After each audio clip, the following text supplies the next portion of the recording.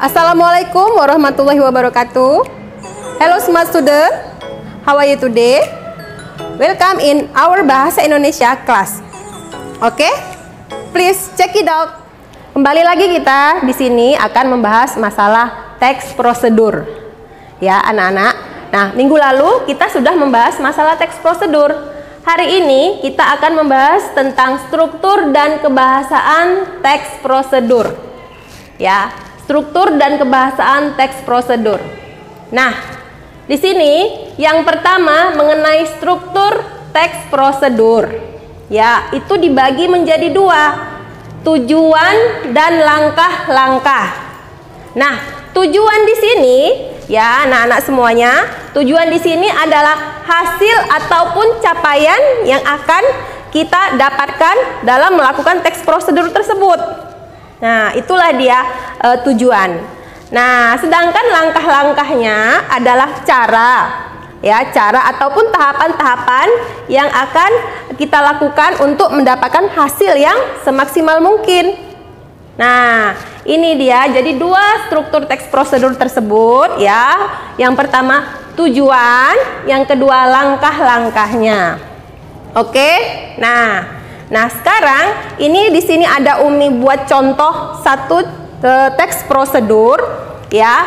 Ini contoh teks prosedur yang sederhana. Misalnya cara membuat jus melon. Cara membuat jus melon. Nah, di sini untuk membuat jus melon kita akan menggunakan bahan dan alat. Nah, bahannya yaitu melon. Jelas namanya jus melon ya. Jelas bahannya jus melon, buah melon, gula, es batu dan air.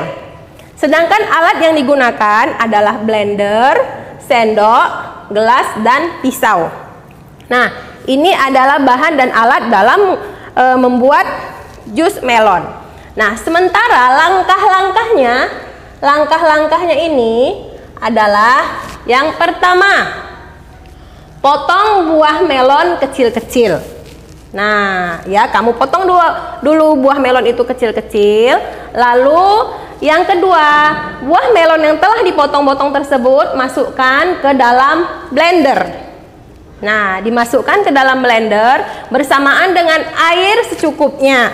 Ya, dengan air secukupnya, seselera kita itu dimasukkan ke dalam blender tersebut. Setelah itu tekan tombol on jika untuk menghidupkan dan tekan tombol off jika selesai kita melakukannya. Nah, setelah itu baru jadilah jus melon yang kamu buat tadi. Ya, bisa kamu masukkan ke dalam gelas yang berisi es batu tersebut. Nah, ya inilah dia tahapan-tahapan langkah-langkah dalam membuat jus melon. Nah, di sini ya tadi kita sudah membahas masalah struktur teks prosedurnya. Sekarang kita lanjut kepada unsur kebahasaan teks prosedur. Ya, unsur kebahasaan teks prosedur. Nah, dengar anak-anak. Yang pertama, unsur kebahasaannya itu adalah sinonim dan antonim. Jadi, di dalam langkah-langkah ini ada sinonim dan antonimnya. Ya, secara yang kamu ketahui, sinonim itu persamaan dan antonim itu adalah lawan kata. Nah, on dan off. On dan off ini adalah sinonim dan antonim. Ya, on dan off, atau ada yang lain lagi misalnya contoh-contoh dari sinonim-sinonim yang lain nanti yang kamu dapat dalam langkah-langkah di teks prosedur yang lain. Nah, selanjutnya itu ada lagi nanti kata bilangan. Kata bilangan misalnya, nah di langkah-langkah ini tidak ada dicontohkan jumlah ataupun bilangan. Mungkin di teks prosedur yang lain misalnya kamu dapatkan kata-kata bilangan misalnya berjumlah sekian ya, misalnya seperti ini tadi bisa juga kita buat satu buah melon. Nah, itu berarti satu buah melon berarti itu sama dengan kata bilangan ya. Nah, yang C itu kata perintah. Kata perintah Kata perintah ini itu samalah dia dengan kata-kata misalnya masukkan berarti dia memerintahkan, ya, dia memerintahkan ke kita agar kita memasukkan segala bentuk-bentuk ataupun bahan-bahan ke dalam suatu wadah tersebut.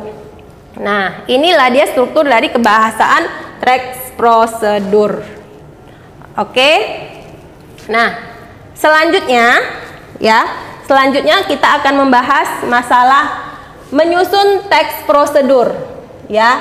Menyusun teks prosedur. Ini dia cara-cara membuat ataupun menyusun teks prosedur agar teks prosedur yang kita buat itu bisa berhasil ataupun sesuai dengan apa yang kita inginkan.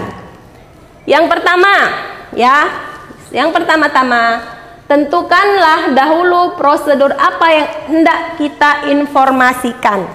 Nah, pertama, ya, kamu ingin membuat teks prosedur, kamu tentukan dulu prosedur apa yang akan kamu buat, ya, apa yang ingin kamu informasikan kepada halayak ataupun orang-orang. Nah, selanjutnya memahami apa yang akan diinformasikan. Memahami maksudnya kita untuk melakukan teks prosedur atau memberikan informasi prosedur tersebut, kita harus paham apa yang akan kita informasikan, ya, dengan bisa dikatakan pekerjaan apa yang akan kita lakukan itu kita tahu, kita paham, ya, misalnya cara-cara untuk melakukan teks prosedur tersebut, kita paham langkah-langkah ataupun segala sesuatu dari informasi yang akan kita sampaikan tersebut.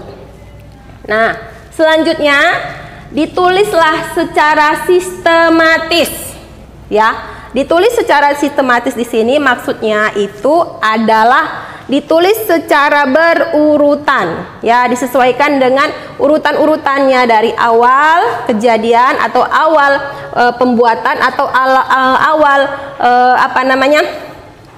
pembuatan tersebut sampai ke akhir, ya, sampai ke akhir selesainya teks prosedur tersebut. Nah, selanjutnya lengkapi setiap tahapan dengan keterangan. Ya, lengkapi setiap tahapan dengan keterangan. Lah, lebih baik lagi apabila dilengkapi dengan gambar. Ya, di sini kita lebih baik lagi kita lengkapi dengan gambar supaya lebih menarik dan orang-orang pun ataupun orang yang membaca ataupun mendengarkan teks prosedur kita itu mendapatkan informasi yang selengkap-lengkapnya. Nah, yang terakhir, gunakanlah bahasa yang singkat dan informatif atau informasi.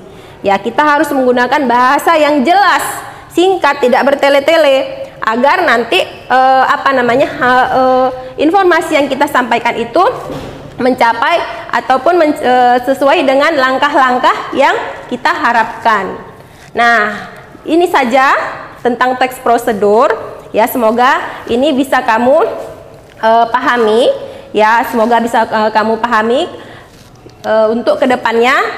Nanti setelah ini Umi akan memberikan tugas kepada kamu mengenai teks prosedur. Jadi di rumah kamu coba-coba membaca ataupun mencari informasi tentang satu cara pembuatan ataupun langkah-langkah, karena tidak lama lagi Umi akan memberikan tugas ini kepada kamu. Sampai di sini pertemuan kita. Assalamualaikum warahmatullahi wabarakatuh.